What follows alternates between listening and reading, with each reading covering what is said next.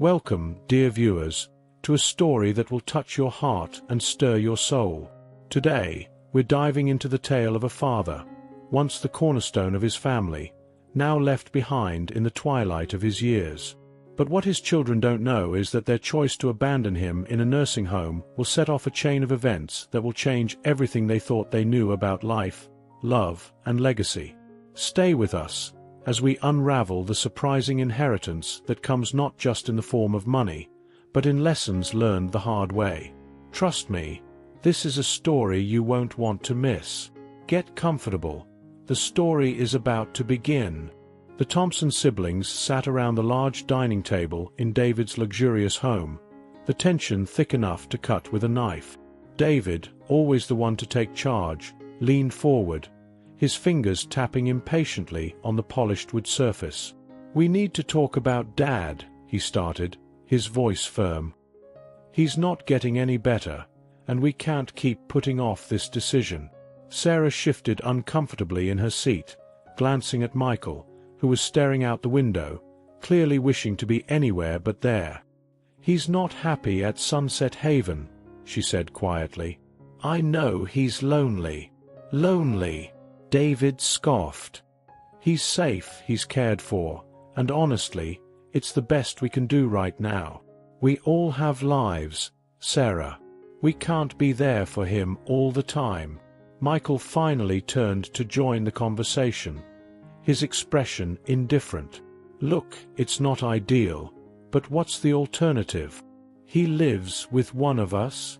I'm not exactly settled myself, and I know you both have your own responsibilities." Sarah hesitated, her guilt gnawing at her. "But what if he—" "Enough," David interrupted, his tone brooking no argument. "It's settled. He stays at the home. We visit when we can, but that's it. We have to be realistic." Back at Sunset Haven, Harold sat by the window of his small room, looking out at the well-tended garden below. It had been weeks since he'd last seen any of his children. He sighed, turning his attention to the old photo album on his lap. The faces of his younger, happier family stared back at him, a stark contrast to the reality of his life now. As he flipped through the pages, he overheard two nurses talking outside his door. "Poor Mr. Thompson," one of them said, her voice low. "His kids barely visit anymore. It's like they've forgotten about him." Harold's heart clenched at the words.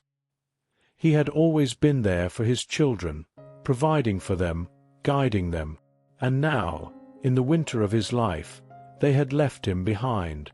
But he wasn't one to wallow in self-pity. He had a plan, one that would remind his children of the values he had tried so hard to instill in them. That evening, as he sat alone in his room, Harold made a quiet vow. His children would learn, one way or another, what truly mattered in life, and by the time they did, it would be too late to change their ways. David wasted no time after their decision. The very next day, he arranged a meeting with the family lawyer, Mr. Reynolds. David arrived at the lawyer's office, his demeanor confident and impatient.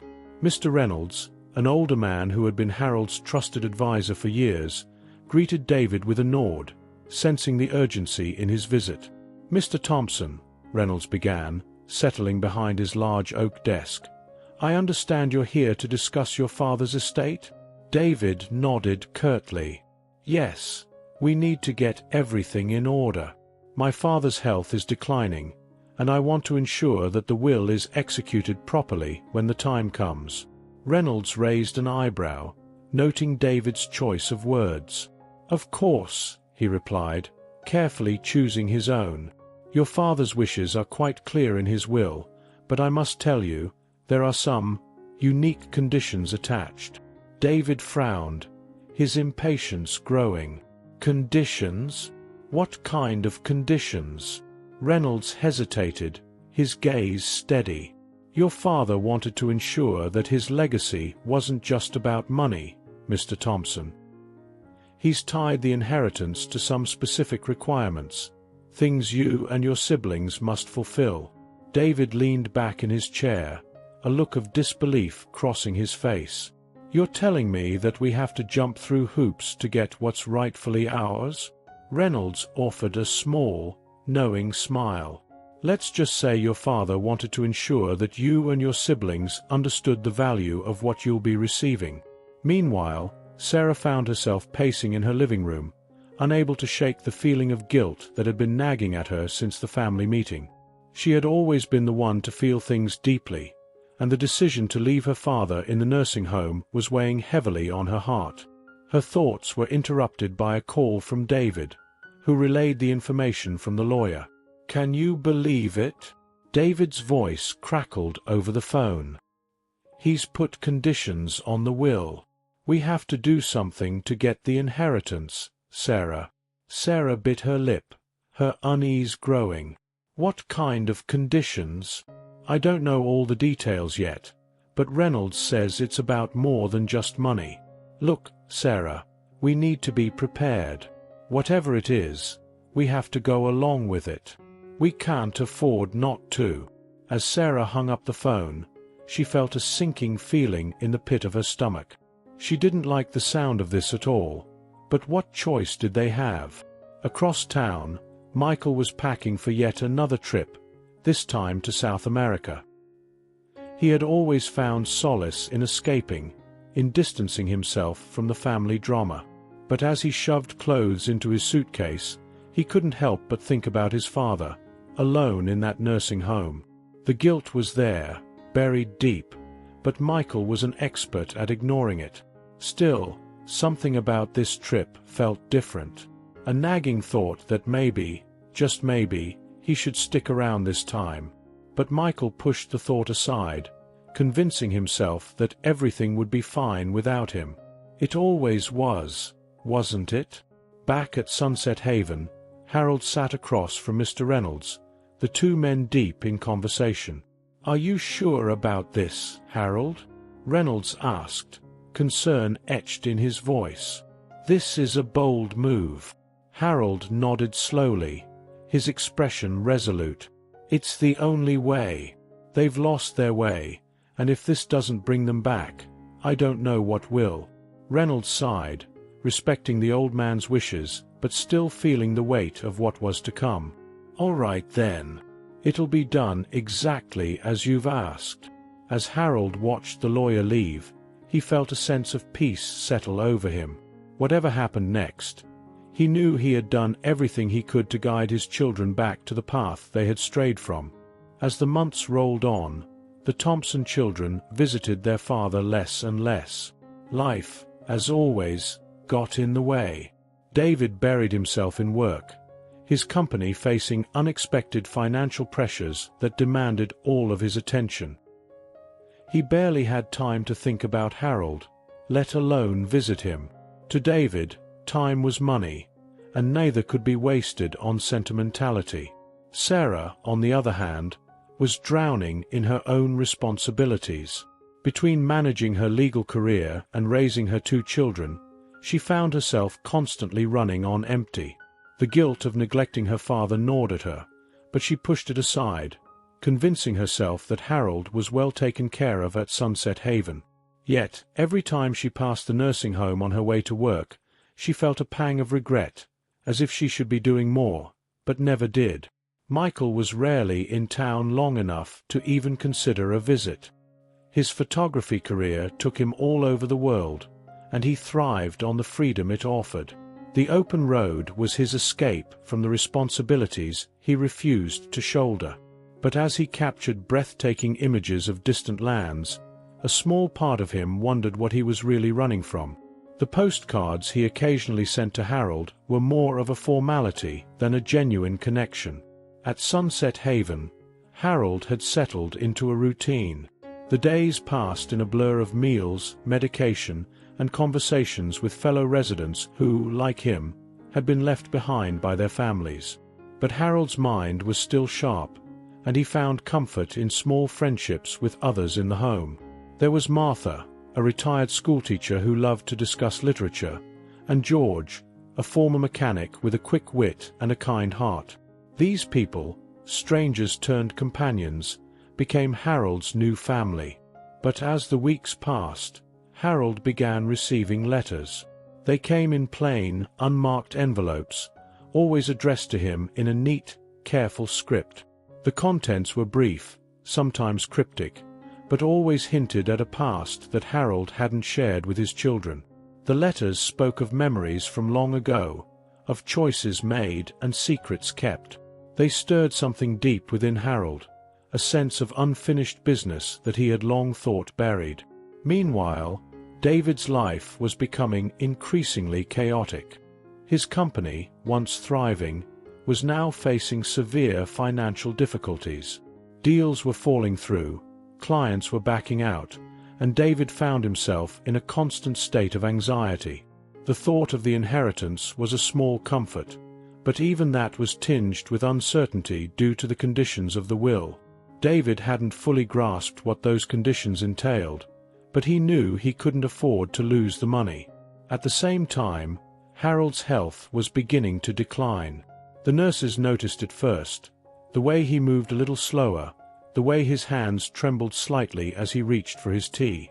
But Harold didn't complain.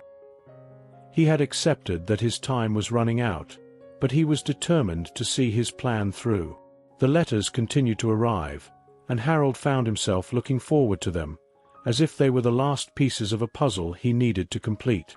The days grew shorter, the visits from his children more infrequent, and Harold prepared himself for what was to come. He knew that the moment of truth was approaching, and that when it arrived, his children would finally understand the legacy he intended to leave behind. The call came late one night, jolting the Thompson siblings out of their routines. The voice on the other end was calm but urgent. Harold's condition had worsened, and they needed to come immediately. David, Sarah, and Michael each dropped what they were doing and hurried to Sunset Haven, their hearts heavy with dread. When they arrived, the sight of their father lying frail and weak in the hospital-style bed was a harsh reminder of how much time had passed. The man who had once been a pillar of strength in their lives was now reduced to a shadow of his former self. They each took a place at his bedside, the air thick with unspoken words and unresolved feelings. Harold, his breathing labored, opened his eyes slowly, focusing on each of his children in turn. "You came," he whispered, a faint smile playing on his lips. His voice was weak, but there was a clarity in his gaze that hadn't been there before. David was the first to speak, his usual confidence faltering. "We're here, Dad. We're all here." Harold nodded slightly, then turned his attention to Sarah, who was struggling to hold back tears. "Sarah," he said softly, "you've always had a kind heart. Don't let the world harden it." Sarah swallowed hard, her guilt nearly choking her. "I'm sorry, Dad." "I'm so sorry for not being there more." But Harold only smiled gently. "You're here now. That's what matters." Finally, he looked at Michael, who stood at the foot of the bed, his expression unreadable.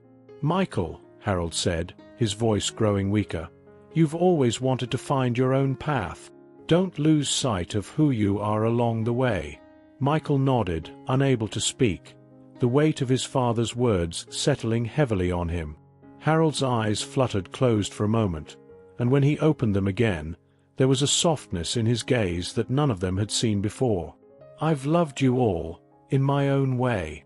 I just hope that you'll find your way back to each other." Those were the last words Harold spoke. He passed away peacefully that night, surrounded by his children, who were left grappling with a mix of emotions: grief, regret, and an unsettling sense of finality. The next few days were a blur of preparations for the funeral.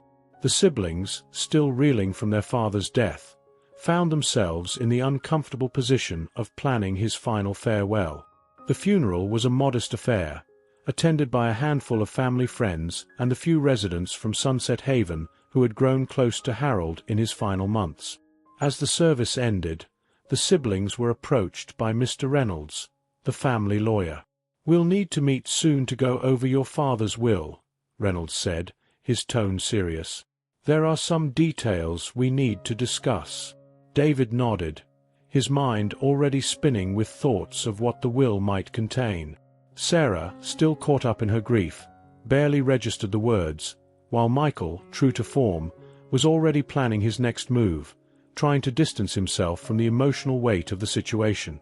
But none of them were prepared for what Harold had left behind. His last words, his final wishes, everything would come to light soon, and with it, the true nature of the inheritance that was now theirs to claim.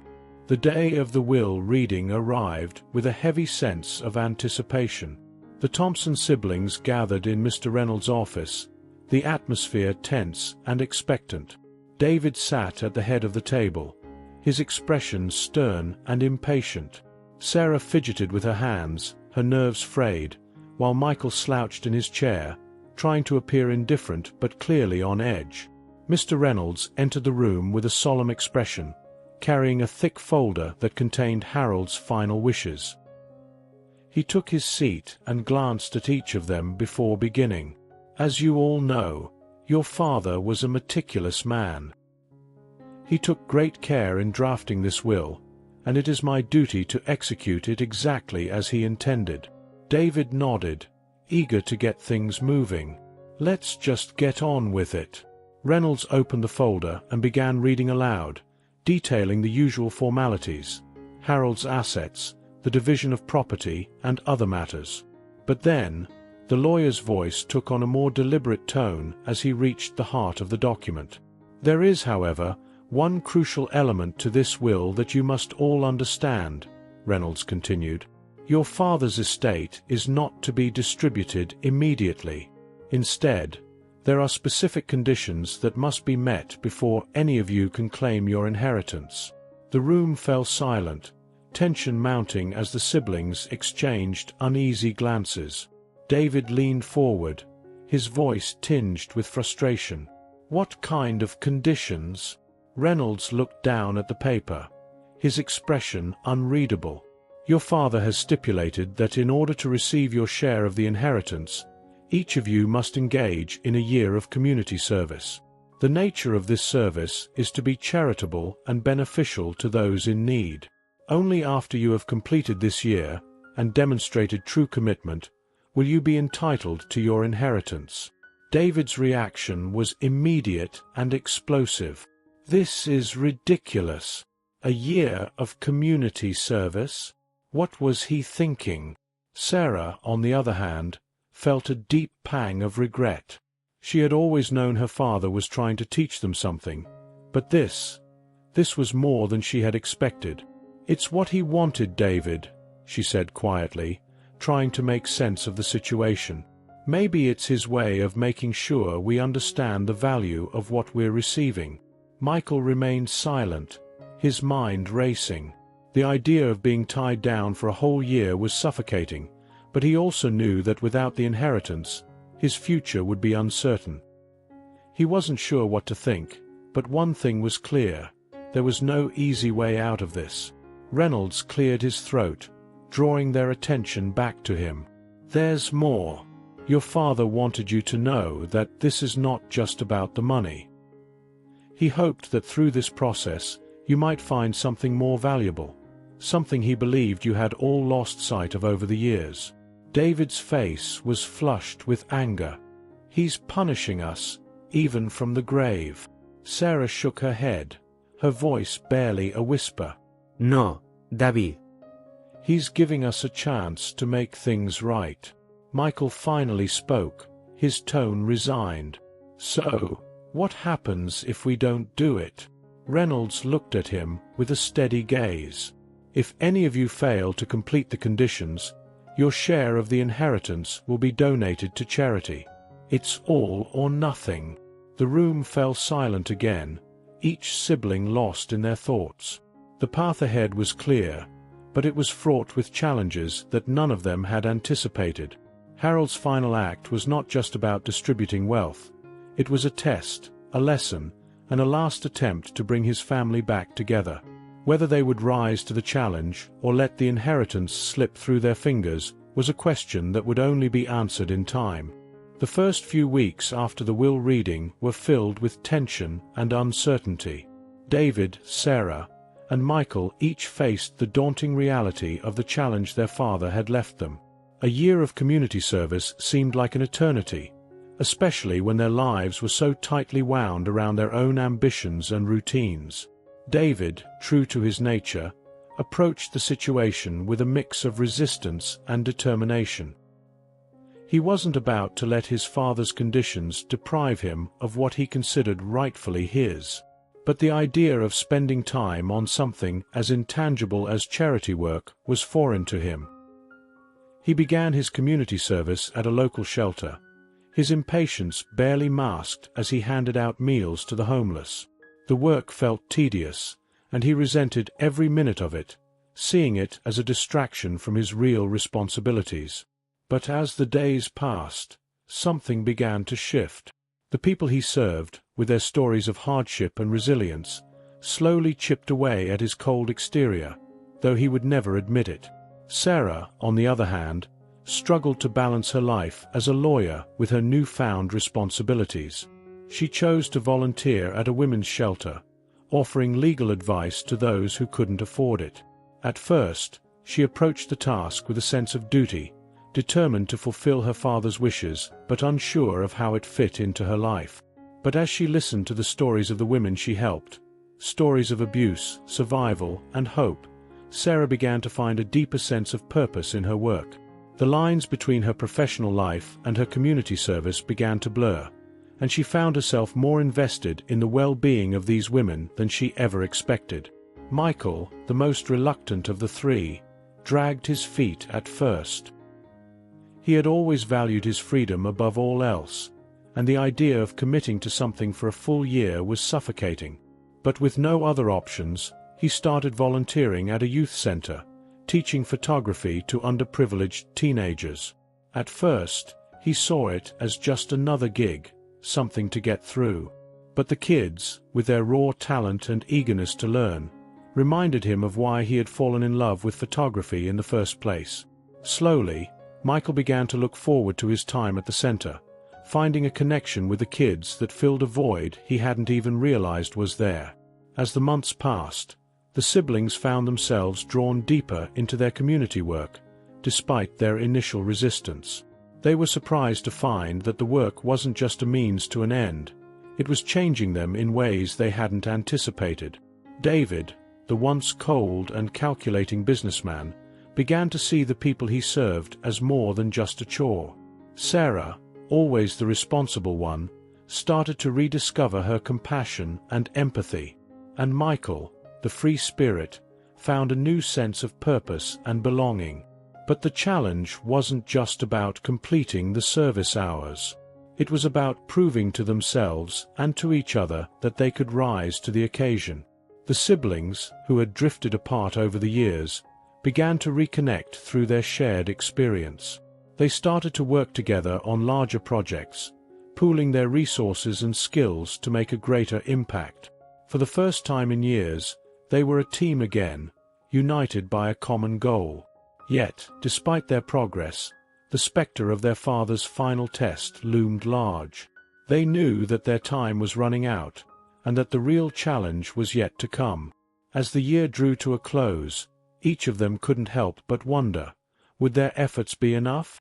And if they failed, what would it mean for their father's legacy and their own futures? As the siblings continued their community service, something remarkable began to happen. They started to form connections with the people they were helping, connections that ran deeper than any of them had anticipated. David, who had always seen the world through the lens of profit and loss, found himself intrigued by the stories of the people at the shelter. He met an elderly man named Clarence, who had once been a successful businessman but had lost everything after a series of unfortunate events. David initially kept his distance, treating Clarence as just another person in line for a meal. But over time, Clarence's sharp wit and endless supply of life lessons began to draw David in. He found himself sitting with Clarence during his breaks, listening to the old man's stories and, without realizing it, absorbing the wisdom that came with them. Sarah, meanwhile, had developed a close bond with a young woman named Maria at the women's shelter. Maria had fled an abusive relationship with nothing but the clothes on her back and was trying to rebuild her life from scratch. Sarah, who had always prided herself on her independence, saw a lot of herself in Maria.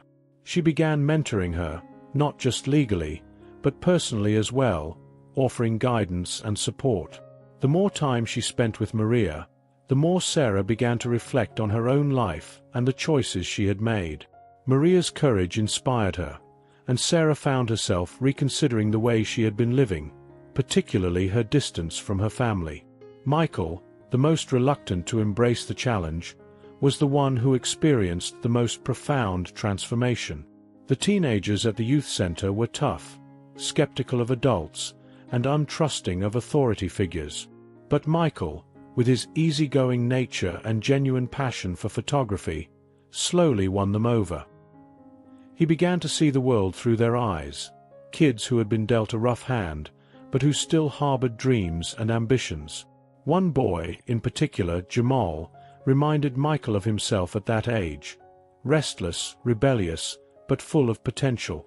Michael took Jamal under his wing, teaching him not just about photography, but about life, responsibility, and the importance of finding your own path. As the months passed, these connections deepened, and the siblings found themselves not just fulfilling their father's conditions, but genuinely invested in the lives they were touching. They began to see the impact they were having, not just on others, but on themselves as well. The service that had once felt like a burden became something they looked forward to, something that gave their lives new meaning. The siblings also started to reconnect with each other. The shared experience of their father's challenge brought them closer, breaking down the walls that had grown between them over the years. They began meeting regularly to discuss their progress, sharing stories and offering each other support. For the first time in a long time, they were functioning as a family again. Yet, as the year drew closer to an end, they all knew that their father's final test was approaching. They couldn't shake the feeling that there was more to this than just fulfilling the conditions of the will. There was something Harold had wanted them to learn, something he had hoped they would discover on their own. The closer they got to the end of the year, the more they realized that the inheritance wasn't just about money. It was about the legacy their father had left behind. It was about understanding the true meaning of family, of connection, and of living a life that mattered. And as they prepared to face whatever came next, they each silently wondered if they had done enough, if they had truly understood what their father had wanted them to learn. As the year drew to a close, the siblings received a letter from Mr. Reynolds requesting a final meeting to discuss the last details of their father's will. The tone of the letter was formal, but there was an undercurrent of significance that none of them could ignore. The three of them arrived at Reynolds' office, a mix of apprehension and curiosity hanging in the air. Reynolds greeted them with his usual calm demeanor, but there was something different in his eyes, a kind of knowing look that made the siblings uneasy. He didn't waste any time as he took a seat and opened a small, leather-bound book, Harold's final letter to his children. "I've been instructed to read this to you," Reynolds began, his voice steady but filled with the weight of what was to come. "Your father left this letter to be read at the end of your year of service, and I believe it will provide the answers you've all been seeking." The siblings exchanged glances, their anticipation growing as Reynolds began to read. "Dear David, Sarah, and Michael," the letter began, Harold's familiar handwriting filling the pages. "If you're hearing this, it means you've completed the journey I set out for you. First, let me say how proud I am of each of you. I know this year hasn't been easy, but I hope it has been worthwhile." David shifted in his seat, the words stirring something deep within him. Sarah's eyes glistened with unshed tears, while Michael leaned forward, his usual nonchalance replaced by genuine interest. "You're probably wondering why I did this," the letter continued. "Why I tied your inheritance to a year of service. Why I made things so difficult. The truth is, I wanted to give you something more than just money. I wanted to give you the chance to rediscover what truly matters in life." Harold's words hit home, resonating with the experiences each of them had gone through over the past year. They had all changed in ways they hadn't expected, and now, hearing their father's reasoning, it all began to make sense. "I've watched each of you grow distant over the years," the letter went on, "driven by your own ambitions and worries. But I knew, deep down, that you were all still the children I raised, the ones who cared about people, about each other, and about doing what's right. I wanted to remind you of that, to help you find your way back to each other and to yourselves." There was a pause as Reynolds let the words sink in. The siblings were silent, each reflecting on their father's intentions and the journey they had been on. "But there's one more thing you need to know," Harold's letter continued. "Your mother played a big part in this decision. Before she passed, she asked me to make sure that our legacy wasn't just about wealth, but about values, about love, compassion, and the bonds of family. She wanted to make sure that even after we were gone, you would carry those values with you." Sarah let out a small gasp, her hand covering her mouth as she fought back tears. Their mother's influence had always been strong, but hearing it now, after everything they had been through, made the moment all the more poignant. "And so," the letter concluded, "I hope you found something more valuable than money through this experience. I hope you found each other again. And most of all, I hope you found yourselves. The real inheritance I've left you is the knowledge that you can make a difference, that you can be better, not just for yourselves, but for the world around you." Reynolds closed the book, the room heavy with emotion. The siblings sat in silence, each lost in their thoughts, processing the final message their father had left them. They had come to this meeting expecting closure, and instead, they had found a deeper understanding of the man their father had been and the lessons he had tried to impart. There was still one final clause left to be revealed, but for now, the siblings were content to sit with their father's words, reflecting on the journey they had completed and the new paths they would now follow. The siblings left Mr. Reynolds' office that day with a sense of closure, but also a newfound understanding of the legacy their father had intended to leave them. They had completed their year of service, but they knew the journey wasn't truly over. It had only just begun. Harold's final lesson had been a profound one, and now it was time to face the last test. A few weeks later, they gathered again, this time at Sunset Haven. Mr. Reynolds had informed them that Harold's final clause would be revealed there, in the very place where their father had spent his last days. The three of them walked through the quiet halls, memories of their visits to Harold flooding back as they made their way to the room where the last chapter of his will would be read. They were greeted by the staff and residents who had known their father well. It was clear that Harold had touched many lives during his time at the home, and the siblings felt a sense of pride mixed with sorrow as they realized how much they had missed while focusing on their own lives. Mr. Reynolds met them in the common room, where a small gathering of Harold's friends had assembled. It was an intimate setting, far removed from the cold, sterile office where they had learned of their father's conditions. The atmosphere was warm, and as they took their seats, they felt a sense of calm settle over them. Reynolds stood before them, holding a small, sealed envelope. "This is the final part of your father's will," he said, his voice gentle.